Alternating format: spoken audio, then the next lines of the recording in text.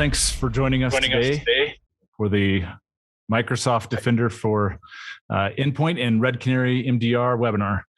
We've got a guest on today that we're excited to share with you. So we'll go ahead and jump right in. A presenter today, Grover Mewborn from CoStar. He's the technical team lead. So Grover, welcome to the call. Good to have you. Thank you. Thanks so much. And myself run the Red Canary plus Microsoft partnership here at Red Canary. Quick highlight of what we're going to do today. So touch base on the state of security operations and what an effective security operations looks like today. We will then dig into some time with Grover from the CoStar Group and get some great perspective and hear some insights about what they've done and how they've deployed Defender and a number of Microsoft products, in fact. And then we'll look at a demo of Defender, spend some time in Microsoft Defender for Endpoint itself, and also look at the Red Canary portal, and we'll walk through some of the use cases and the way that Grover and his team use those specifically, and of course Q&A for the end. So an important question: what does effective, and we put the word modern in there, SecOps programs look like? And if we kind of took a survey, right, as we've done with a number of our customers and even the market overall, a number of things stand out for what that would look like, what some of the definitions are. Ultimately, a SecOps program has to answer that tough question of, are we secure, right? Whether it's the executive team, the board, and even in just employees and colleagues at the company. And if the answer is yes, there's always that next, how do you know, right? That question mark of it's a very simple but a very tough question to answer thoroughly. Well, for many organizations that have invested in security operations and have kind of dug deep, if you will, a number of key points stand out, right? Key attributes stand out for what those organizations look like. We've captured a number of them here. Some of them are fairly self-explanatory, but others we've seen them really kind of impact each other in a interesting way. So, scalable, tackling security projects with that current team, or being able to outsource it, but having the ability on your security operations team to address the issues that are coming at you, and to deal with those, I guess, in a future or forward-looking perspective of what might happen, what might overwhelm our team, and how would we deal with that? How would we address that? Cost-effective, it's pretty self-explanatory there. Obviously, the budget and the things that you have in place can't overrun significantly what you have available, and the ability to create an effective and secure environment within that budget is important.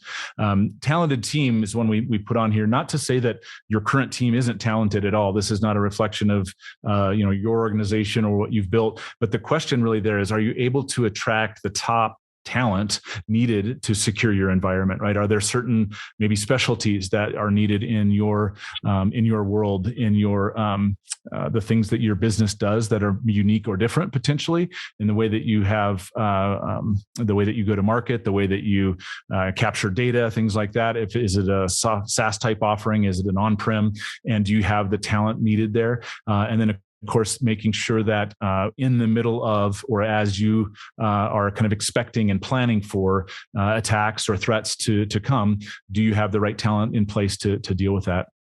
Automation is it's really a spectrum. I think many organizations have realized that it's not the panacea that some claimed early on, and that different organizations really are comfortable with different levels of automating, and even different levels of automation within different tool sets or within different areas of the business, right? You don't go full automation everywhere. That's not the goal. The idea is that you have an effective program in place and at least the tools to start on that journey. Interestingly, one of the things we talked about, or I mentioned earlier, was the interconnectedness of all of these components. This is one of those that if you don't have this lever to pull, it directly impacts almost all of the ones on this list, right? It gives you the ability to automate things which require in some cases fewer other tools to do things, fewer people, or it allows your people to focus on other areas where they can be used more effectively. So automation's an interesting one and worth worth considering and worth looking at the tools that you have available for potential expansion there. 24/7. This was, again, speaks for itself, but I think it comes directly out of just the heart of the people in an operation, right? And going from many of you have explored it. Many of you have tried it. Going from a business hours operation, 8 to 5-ish, to 24/7 is no small task. We've seen studies that place the cost of that transition as high as 4x the current budget, and the toll that it can take on a team is significant. So something to consider as the pressures of the business and the requirements of 24/7 coverage are increasingly being seen across more organizations. The peace of mind here is, to jump over to that one, is to focus on your unique company mission. This is one of those that's hard to measure, but it really does resonate across not just the team, but the entire company. You hear things like, if we could just stop fighting fires and work on the stuff that matters, we could make a lot of progress. And so all the way at the executive or even the board level, they don't want a team that's tasked with, or that it's kept busy by just today's next issue, or what kept the team up last night. So they come in today a step behind, and that just continues to happen over time. Covering the entire enterprise is an interesting one as well. We know we have customers, and we've talked to many different organizations where they've got complete coverage, and it's taken them a while of pushing to really, really get there. We've talked to others that don't have that the ability to cover from a security perspective. There are little pockets right here and there.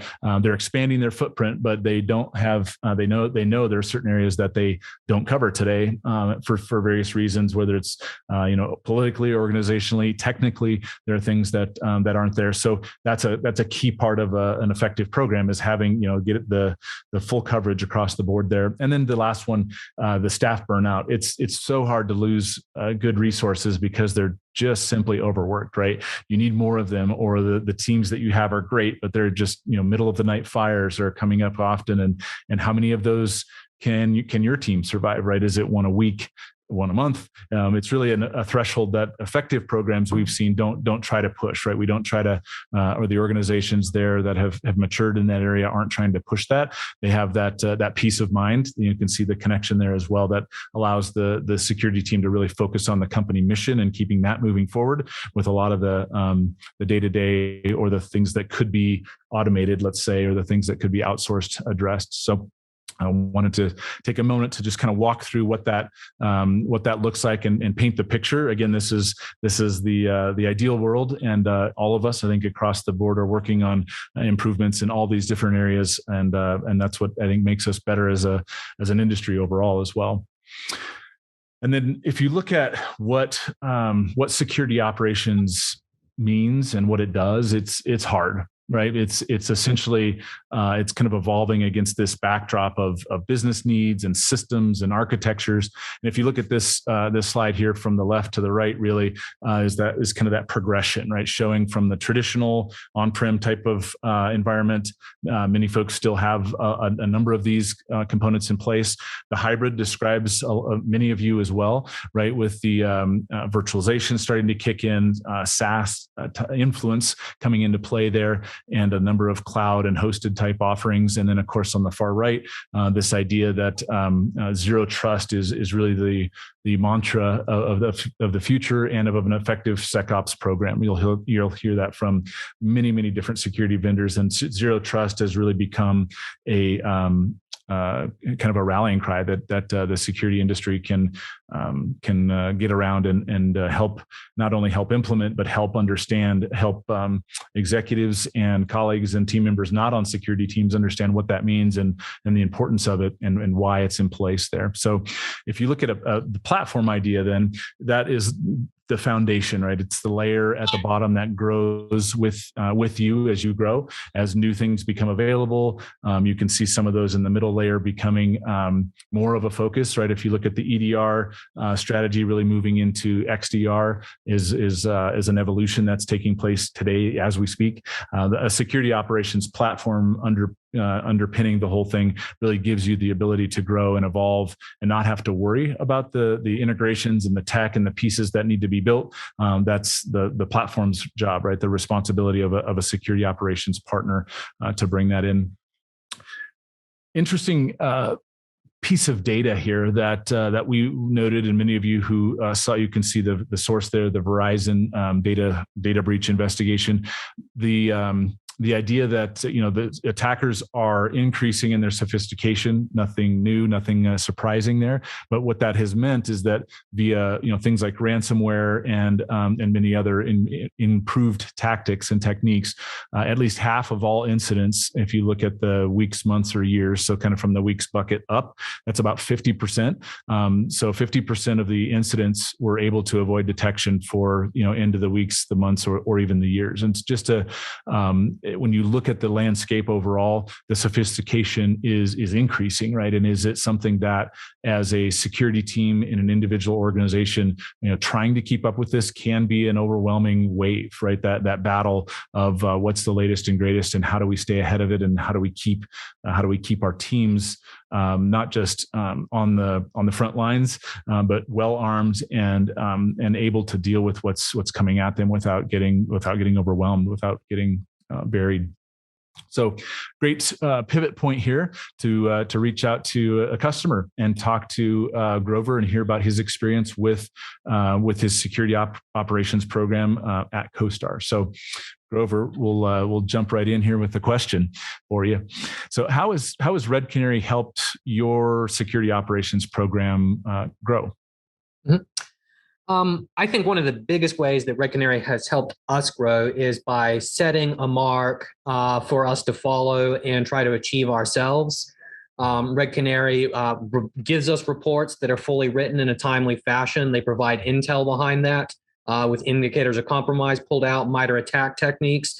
And we want to be able to do the same internally, essentially. So seeing our partner delivering this to us allows us to try and start reducing that time for us to detect ourselves, or to resolve, or to take examples from how the MITRE ATT&CK information is applied and start applying that to our detection methodologies, and upgrade ourselves continually, trying to chase you at the heels.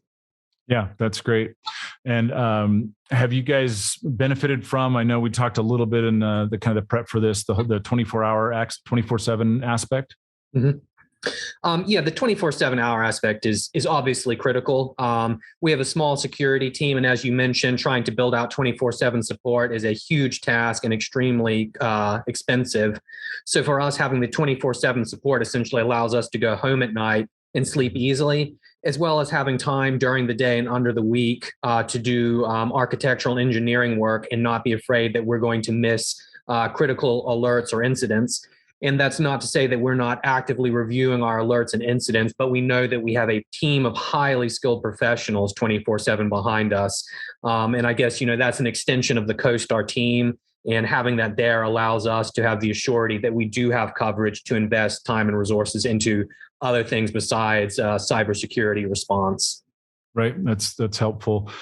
Another aspect that we had talked about was the automation component. Maybe touch on that just a bit as far as the time that's saved and investigating, but also responding on some of those. Yep. So we have some pretty basic automation set up. They're very powerful. In a nutshell, we automate alerts or any detection publications that come from Red Canary so that we get them directly. We take that into our ticketing system, and depending on the severity, we'll also page out to PagerDuty, and then whoever's on call will get notified, whether that's 9 through 5 or whether that's the middle of the night. And we have set that up so that we're aware of usernames and hosts associated with penetration testing and red teaming. Those are getting automatically acknowledged, not paged out, and automatically resolved. So we actually receive these updates and notifications directly to our Teams channel where the entire team can see it. And for the penetration testing stuff, we see it and it closes itself out. And again, that's just freeing us up to continue doing what we're doing without getting caught in an investigation for a username, host name pair that we know is benign in our environment. Great. Well, in our prior conversation, we're able to kind of pull some of these out and highlight them here for the audience as well. So I think these are the kind of the three main areas that you covered or that you shared with us, Grover. Just wanted to make sure that was something that for later when using the presentation or others, some of the ways that we've been able to help you, and our team really, we do view ourselves as an extension of yours, Grover. So that's great to hear that you echo that. Challenges that you and your team face. Yep. So one big one you called out at the beginning there was hiring talent. Talent is very difficult to find, and it's even more difficult to find the appropriate talent for your business. For example, if I need someone with a background in IAM, that's a relatively new field apparently, and there's not a huge amount of people that have decades of experience doing that. But then I need someone that has experience specific to my IAM technologies and my software, my vendor solutions that I have. To overcome this, we've actually started focusing on college hires. It seems like college hires are much easier to get in through the door. They're also a lot more energetic and eager to learn than more experienced people at times. There's obviously the disadvantage that they don't have the skills and experience that someone who has been in the field for several years does. But on the other hand, we're not having to reteach certain materials. Like the college hires are coming in and learning it for the first time the way CoStar does it, and we don't have to change thinking habits or shrug our shoulders and say, yeah, that's definitely not the ideal way that the system should be set up, but that's how it is in our environment. And we've had a lot of success with the college hires. I think doing real interviews with college hires and truly identifying not just intelligent individuals, but people who are excited to be in cybersecurity is a huge boost for being able to, like for us, to be able to migrate to a new platform that is not, mature in the sense that it's been there for a decade, and have people that are eager enough to step up and learn this new technology with us. That's great. Appreciate that perspective. Was there a re-architecture part of this offering as either kind of a coming into the Microsoft suite of products and tools, rolling those out, or even ongoing now? Definitely. And I don't think the re-architecture was deliberate from the start, but it's something that just kind of happens as you start. And having realized this, we're deliberately changing our architecture now. Migrating off of our old AV and XDR solutions provided the perfect opportunity for us to basically go back and review how we're deploying this, how we're decommissioning systems, and how we're exchanging this information between security tools and the systems team as hosts come online or offline. And beyond that, with the migration to the Defender antivirus, this has given us an opportunity to basically rehash all of the antivirus rules and do it from the ground up. And what's really nice there is after you've had your antivirus going for several years, unless you have a truly dedicated team that does nothing other than AV, you're going to end up inevitably with hosts that have multiple policies applied, and the end effect of all three of those policies isn't quite what you wanted from any of them. So part of this migration to the Microsoft platform has been realizing that a copy paste is not what's in order here, but to actually sit down, review this, and re-architect it, re-engineer it in a way that's simple and the entire team understands today. That's great. I'll capture a few of those here as well to touch on those aspects. I think we covered these pretty well, and just a reminder here to cover all the points that you and I talked about, and share them with the audience. Okay, how you shared some challenges early on, and also even in the previous answer there. How would you say you've addressed some of the challenges and some of the things that you've tackled here? I think the biggest way we've done it is to go slowly, particularly with the migration for the endpoint agents. It's really tempting to start ripping stuff out and throwing the new agent on. In particular, the Defender agent just feels really stable. It feels really nice when it's on a host with nothing else running. But we need to check and make sure that all the firewall and the antivirus rules are running, in particular for dev and IT individuals. So in fact, that's somewhere where we jumped ahead in order to actually begin migrating the firewall. We leveraged the Defender data to build a nice dashboard in Sentinel that shows all of the ports in use. So I'm able to go in and actually define a machine group, say dev and IT or research or sales, and it will pull back, the last 24 hours or 3 days of data and show me all of the ports in use. And then I'm able to sort that very simply and say, what are my top 10 ports in use?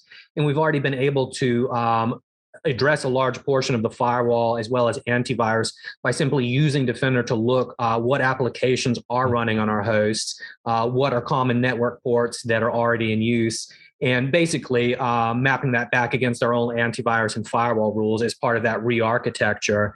And knowing in advance, hey, here's a weird port that we wouldn't have expected that's under 1,000, looks pretty common in the environment, figure out what that is and put it into the policy from the start.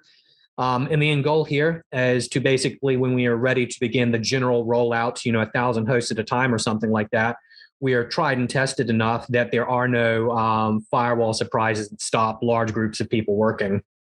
That's great. Yeah, thank you for that. How about the idea we touched on and want to share with the audience here, just this idea that the all in on Microsoft, right? The E5 licensing, some of that aspect of the decision that you made and the challenge initially that you've kind of turned into a silver lining, if you will. Yeah. So obviously a big challenge for security teams is getting the products you need and getting budget for it. CoStar is no exception. Moving over to the Microsoft platform and the big E5 license, I guess, don't quote me on that. Their scheme is very difficult to understand, but in moving over to that license, we were essentially taking part in a larger license that was not for security. It was for the business to take full advantage of Microsoft offerings, Office 365. We were already using that. Outlook, who's not using that. It simply made sense for the business to take a larger portion of Microsoft services to meet business needs. And the security team thought that the security products and Microsoft offering were top of the line and set to be cutting edge and be there for a long time as well. So ultimately, we were able to bundle in our security budget for largely for the XDR and antivirus into the same budget that all of the Office Microsoft license was purchased with, which falls under the systems team. So at this point, we've saved a huge amount of money, several hundred thousands of dollars from our budget. It's wrapped into one budget, which is good with the business because it's providing business tools for people to work. And we still got everything we need. So now we have more budget for next year for that threat intelligence feed or some sort of automation platform. But we've got a budget now that looks very professional and nice for the higher ups. Mm-hmm. Very good. Very good. We can highlight some of those here. I think the consolidation you touched on, and then I really like the way you kind of pulled out the silver lining of kind of this idea of re-architecting, right? And kind of revisiting the old stuff is actually a good thing. And, teams should be doing that on a regular basis. And this kind of helped force that issue moving forward. So, what are some of the key benefits that you've seen with kind of the Defender plus Red Canary solution when you layer them together? Mm-hmm.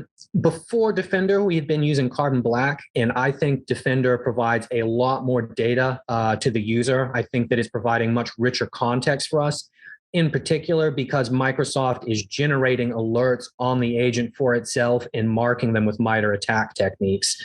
And in that regard, I have an agent which is now telling me, hey, this looks suspicious. It's a MITRE ATT&CK technique. Here's the number. And I've got Red Canary then reviewing all of that data and confirming that MITRE ATT&CK technique or adding in another one that's not apparent from the Defender data. So the first benefit for me is just the level of detection fidelity and providing relevant intelligence around that. What's the MITRE ATT&CK technique? Is it associated with the group? That's a huge benefit to my team. We're not professional forensicators. Having those words and those key bits of information up front for us is a lot faster than us having to Google and guess what type of malware we're dealing with. That's great.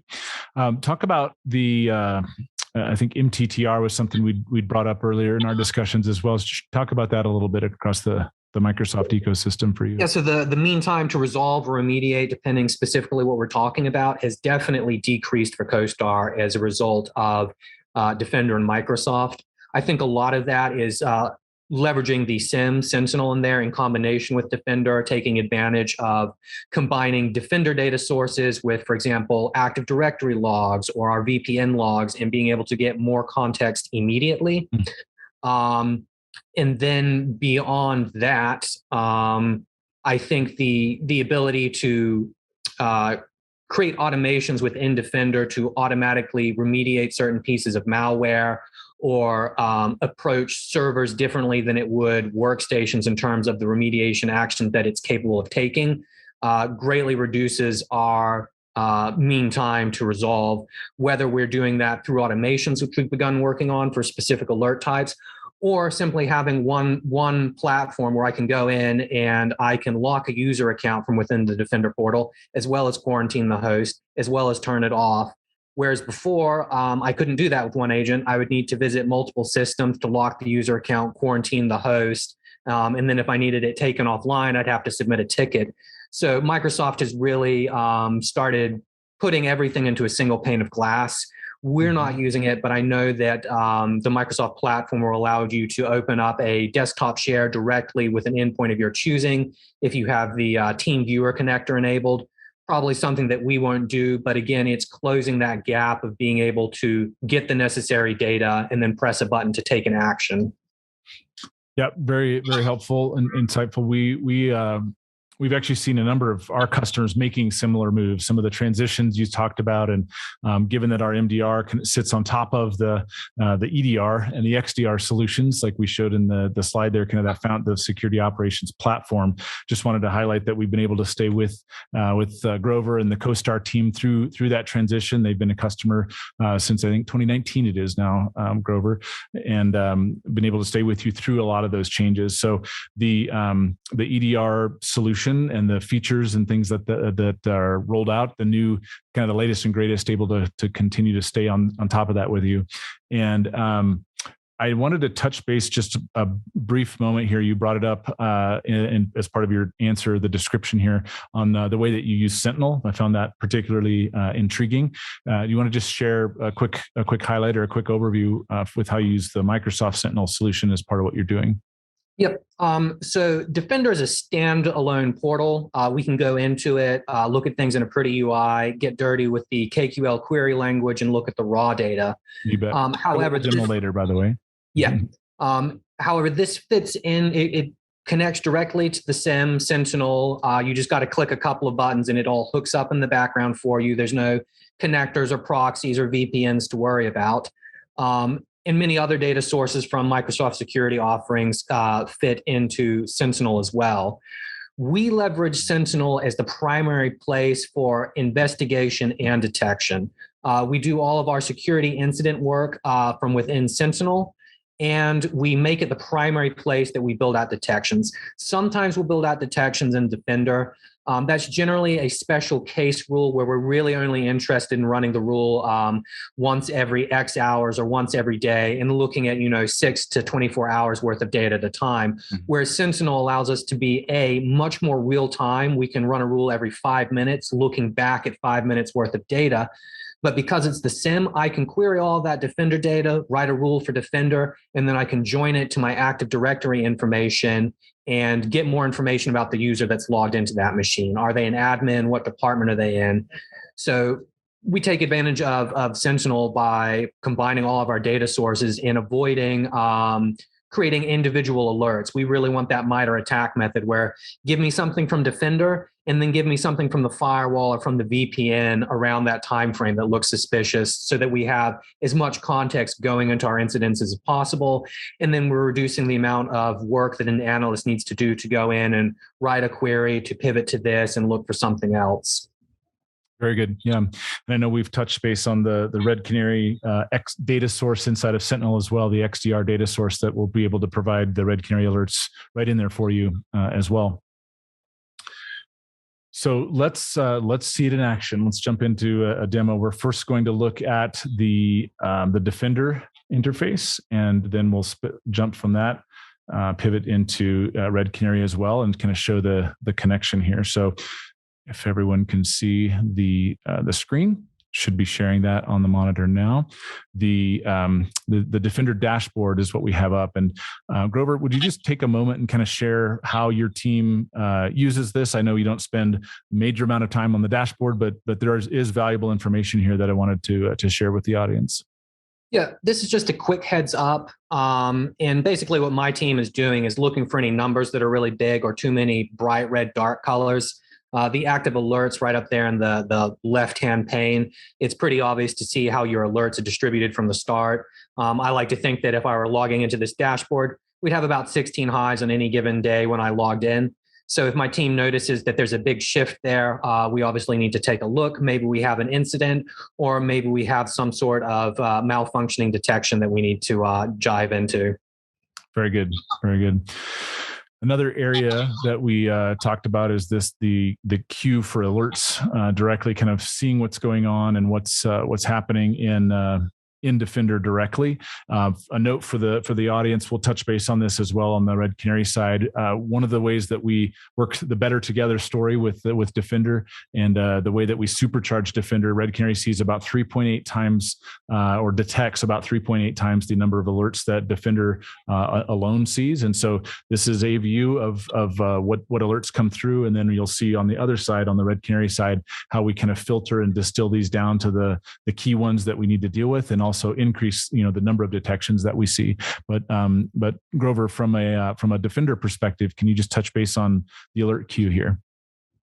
Yep, this is just a queue of alerts. I believe that these alerts will update themselves as something relevant happens on there. The incidents certainly do. Alerts are stacked together there, as you can see, when they're closely related based on how we define that alert. And if we highlight an alert, then we can actually get a menu to dive into it. If you click that little, there you go. And then here we get your classic EDR, XDR, process tree breakdown. Red is anything of note that's been detected or alerted on. And you can see that we get the process name, a PID. If this was a more verbose alert, we also have the command line there, but we could have username information, network connection information. And on the right there, you're getting the overview for the alert and obviously the ability to link to an incident or create a suppression rule if we think it's a false positive. But if we were to start clicking through the processes, we'd also see more process-specific information become available. Great. I know advanced hunting, the KQL, Kusto query language is what's used here, and you'll hear that often connected with a number of Microsoft products. It's not only Defender, but Sentinel and many others that support it. But wanted to touch base on that part of the interface here as well. Yep. And the key thing about KQL is that it's the single language Microsoft uses. Again, a great reason to be on the platform. We don't need to learn 5 different query languages that are all marginally different. Whether I'm in Defender or in Sentinel or in another part of Azure, it's going to be the identical language to query with. You bet. And then just touch base on kind of do you guys do, referring back or thinking back on our previous discussion, do you guys do threat hunting type activity in here? Again, we generally do that in Sentinel, but it's the same idea with your query there.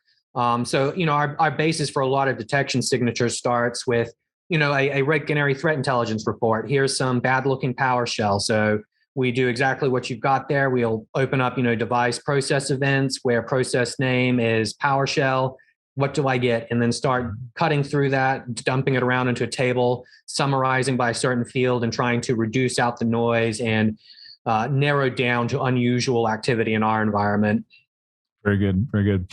Wanted to highlight as well the ease, I guess, that you can export data out to Red Canary as that connection. We look at not only the alerts coming in, but also through the Alert API, but also the raw telemetry that Defender puts out there. One of the few in the market that makes that available, and that is really what drives our 3.8x number, right? Being able to multiply the number of detections because we are looking at all of CoStar's, all of our customers, raw telemetry, and we have thousands of detectors that run on top of that data, in addition to, as Grover's describing, what Defender does itself. And that just Grover, I know this is pretty straightforward, but just want to click on this and show our audience as well.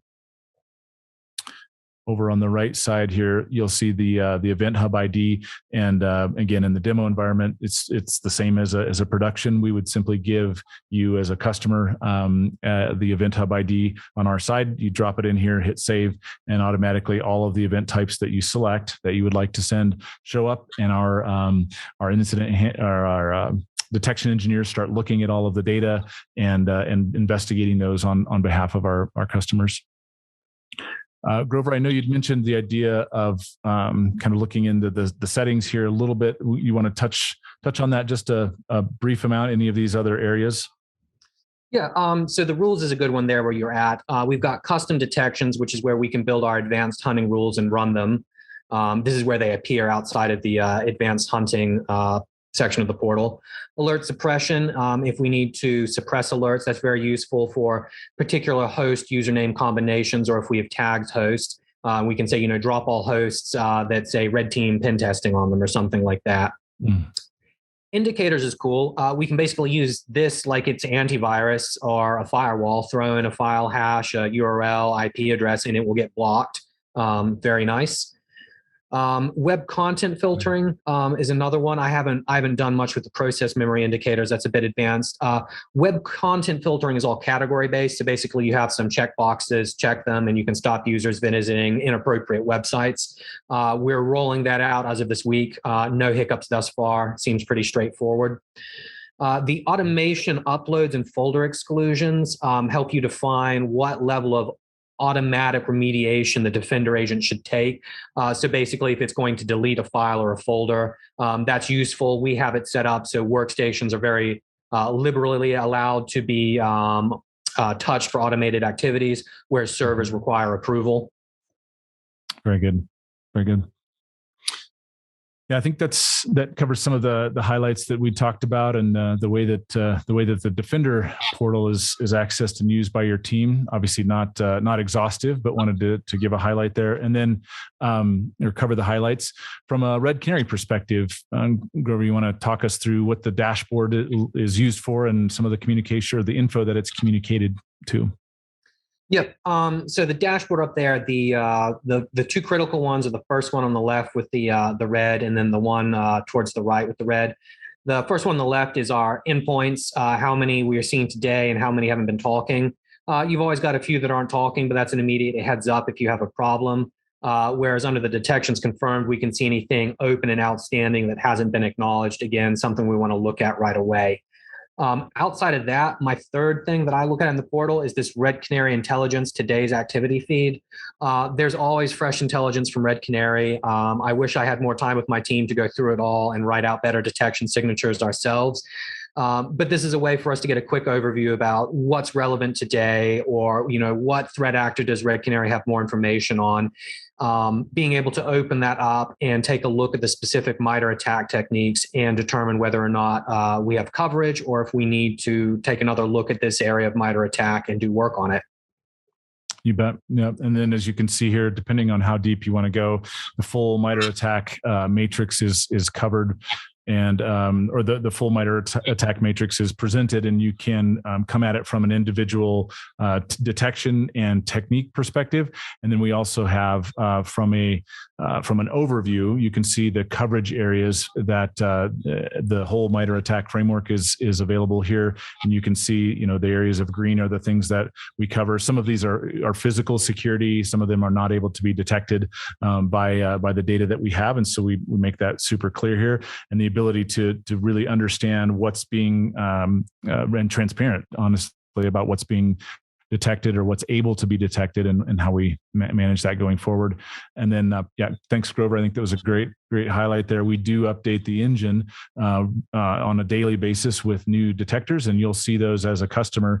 What's been added, what's been either updated, expanded, and what's happening in your environment. Detections will show up here as well. So this is kind of almost a stream of consciousness of what's happening today in your environment.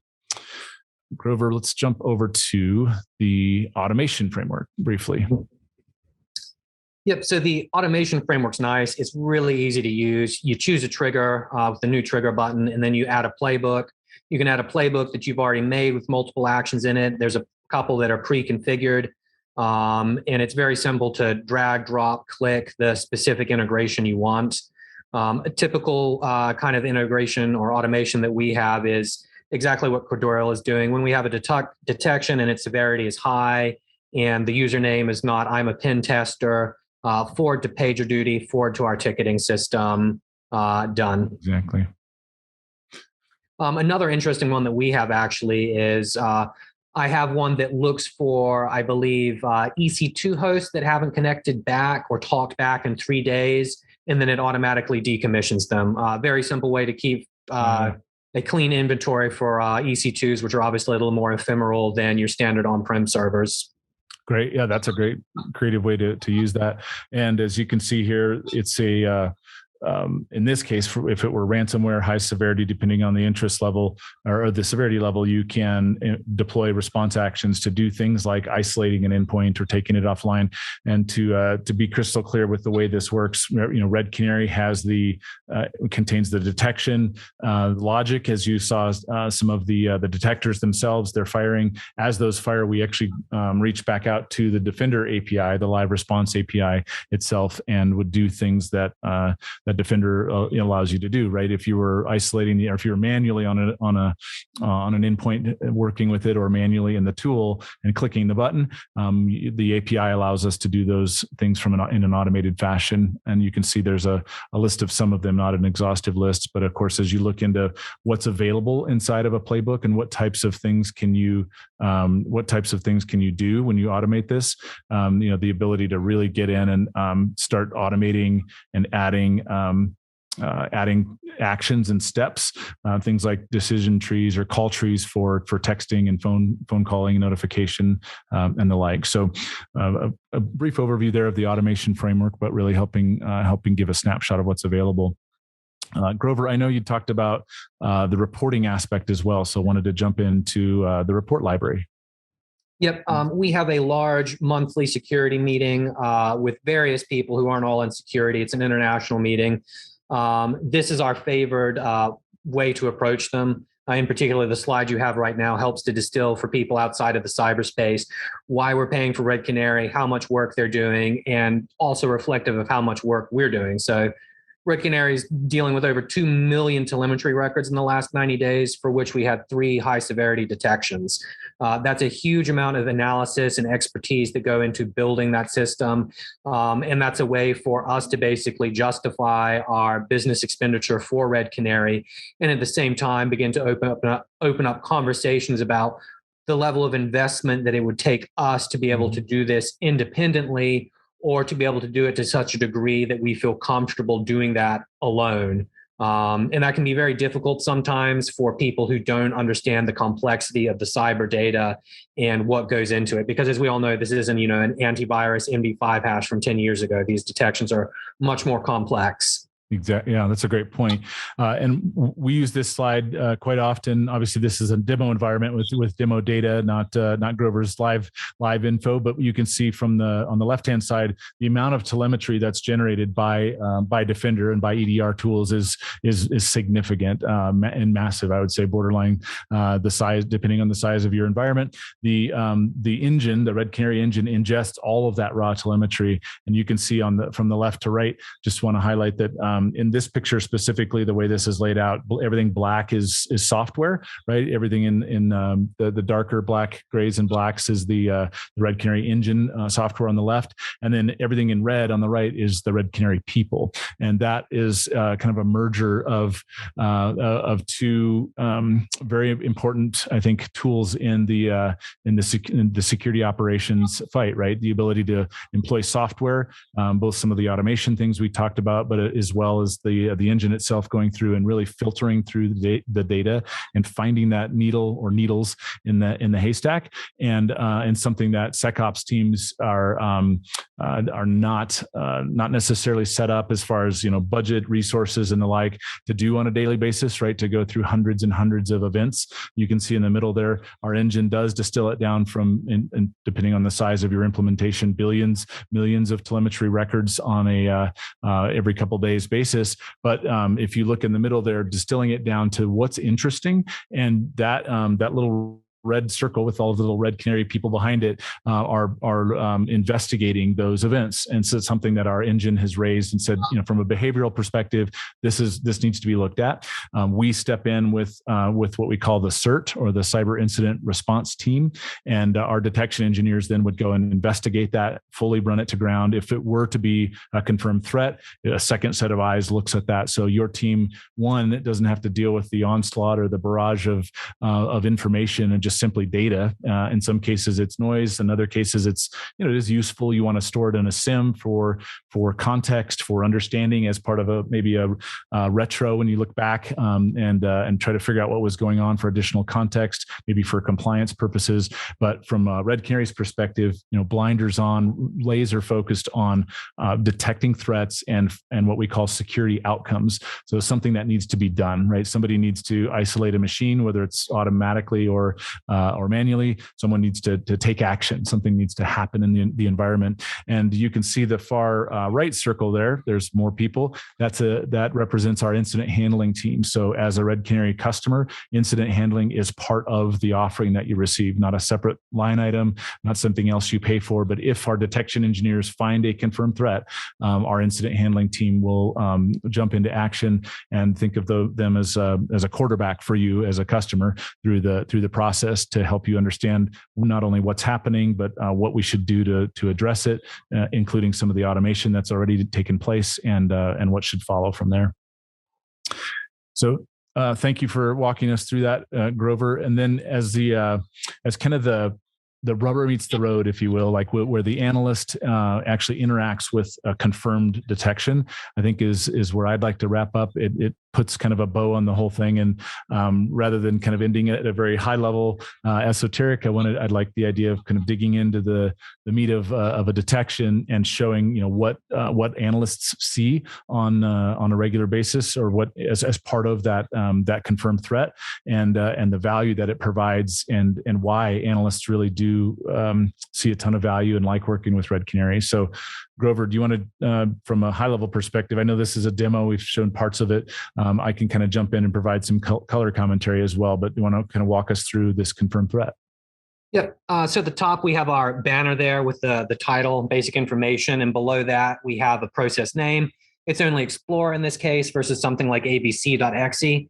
I think the key points here are the affected endpoint and the related identity. Not just having links there to the names and the users and being able to pivot there to see what they're about, but beneath we have a series of tags, and we can actually tag ourselves. So in the CoStar portal, at least the affected endpoint is probably going to have one or two additional tags defining at least the vertical it belongs to, or potentially even risk if it's a high risk asset.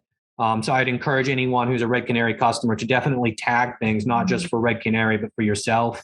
Provides a lot of information up front. Like I can see for the logon domain here is Red Canary Lab. Lab environment is probably not business critical, might be noisier than other ones. It's good information from the start. Beneath that section, we have some text. If this were tied back to a specific threat actor or a piece of malware, we'd also get that information there, along with a link to look at that malware, that threat actor, and have additional context.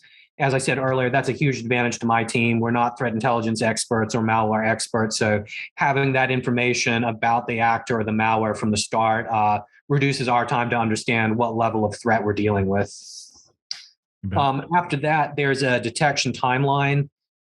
This basically takes the process events of interest and lays them out in the order they happen for you. So, we're going to have explorer.exe and then a malicious process spawned by that, followed by a network connection and a file written to disk. Those all get pulled out for us here with annotations from the Red Canary analyst as is relevant to us. Any obvious indicators like MD5s from malware will be pulled out and available as well. And as we scroll all the way down and through the bottom, we'll actually see any automations that took place as well and were kicked off, and whether there was a success or failure around that automation. And then finally, at the end, we can add a comment either for ourselves or for our incident handler. And there's, of course, an acknowledge button and the final remediation or not remediated option to mark it for Red Canary. You bet.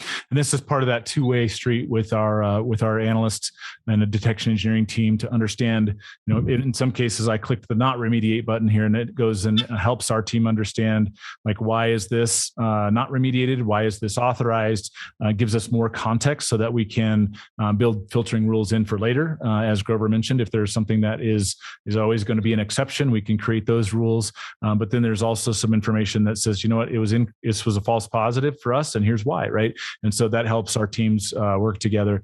I wanted to back up just one or two lines here. Grover, you highlighted this, but want to really call out the idea that everything in blue is from our detection engineering team and our notes to guide your team through what's happening in this confirmed detection. So there's something obviously nefarious afoot, right? Something bad is happening, and kind of in that fog of war, it really helps to have the spelled out notes around what is going on.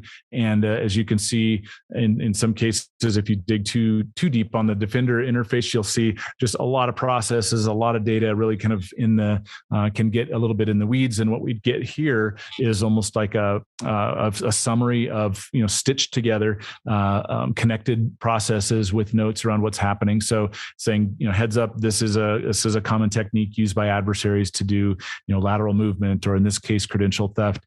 And then, Grover, do you want to just touch on the identity alerts here? So we do have, in this particular threat or this confirmed detection, we do have identity being stitched in. So a Defender for Identity alert. Do you want to just touch base on that? Yep. Microsoft likes to call all of its security products something Defender or Defender for something. I don't know why. Microsoft Defender for Identity is an additional agent which sits on domain controllers. It needs access to the domain controller read-only to Active Directory so that it can read various user and group account information. But basically, it tracks identities and their uses in the environment. We've recently started deploying this and using this. It's an amazing piece of technology. Microsoft is actively watching and detecting Kerberoasting, pass the hash attacks, all of the classic credential thefts attack. We're able to feed this back to Red Canary, and that provides a lot more information to Red Canary, whereas before they're dealing with purely the endpoint data, and they can see if a user account logs in. The identity data provides them context about how that identity is being used today in the environment. That's huge boost to be able to provide, not just the endpoint data, but what are the permissions associated with this account? Where else is it logging in? What Active Directory commands has it issued in the last hour? Exactly. Yeah, that's covered it well. Being able to stitch those in when we find a confirmed threat from Defender for Endpoint, looking out there and seeing, there is something going on in the identity realm as well. Not only saves time for your for your staff, but actually helps stitch together what's actually going on in this particular threat here. So let's jump back. Got a summary of the key takeaways here, and as we move the demo back over. So SecOps teams need tech that evolves with them. I think we've highlighted that here in a number of different ways, but the idea that as the industry evolves, but also as threats evolve and the attackers evolve, that's a key difference. A single platform is important from a knowledge management perspective, from a ramp up team onboarding of new team members, and really just managing across the environment. And then the combination of the two there, Defender and Red Canary, allows teams to focus on what really matters and to do it much more quickly, as we talked about there. So let's jump into questions. Nikki, if you want to share a few. Thank you, gentlemen. That was fabulous. What we've been talking about seems to be resonating with a number of folks. The first question is for Grover. It sounds like there are a number of folks in a similar situation with a diverse security stack. What parameters and considerations would you look at other than just a cost comparison when you're evaluating making a move like this, please? I think functionality and your capability of using that functionality. The example there I might have given a year or two ago was Carbon Black versus FireEye. CoStar deliberately chose Carbon Black because it had less functionality than FireEye.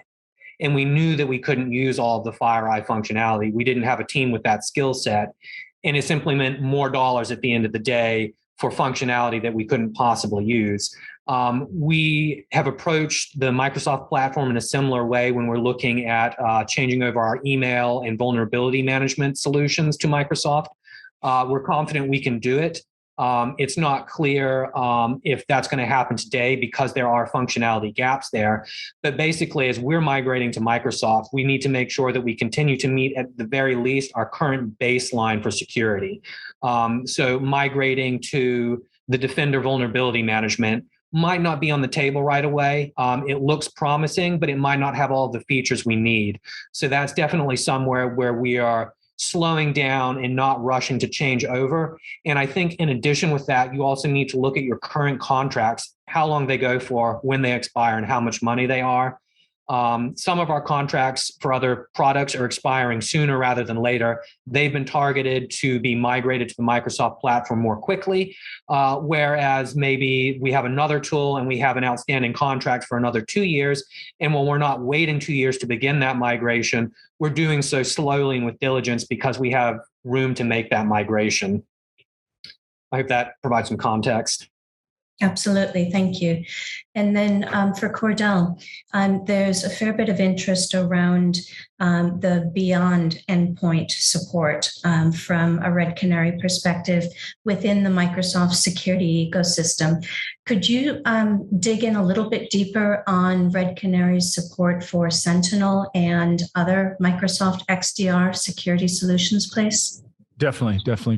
Great question. By the way, our goal is to align closely with Microsoft's workload strategy, if you will. So they used to be, separate individual products. Microsoft has done a great job at beginning to combine those, call it a single pane of glass, kind of getting there, right? The idea is headed that direction anyway.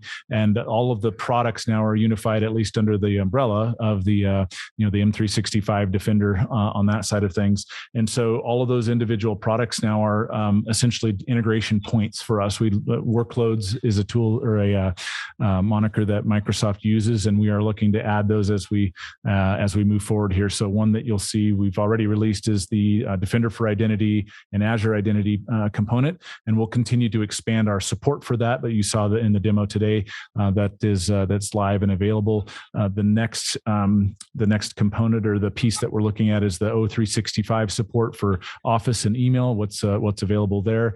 And once we really are kind of in parallel with the identity aspects of what's available, the Sentinel component as a SIM is kind of separate, right? And you'll see in Microsoft's messaging as well that you've got the XDR side of things and what's going on in the world of generating the data, and then the Sentinel side of things, which is storing and using and in some cases even alerting out of Sentinel, but really taking advantage of all of the data that they're generating over on the XDR side. Our live integration. I think it was just last week we announced the ability to really go both ways there, bi-directional, so we can receive alerts that are coming from Sentinel if you have custom rule sets and things set up over on the Sentinel side, and then of course the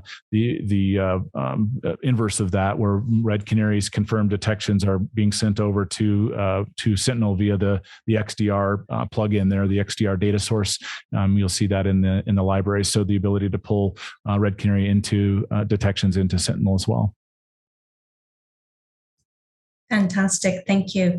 And with that, we have run out of time. Thank you, everyone, for attending. You bet. Thanks, Nikki. Thanks, Grover.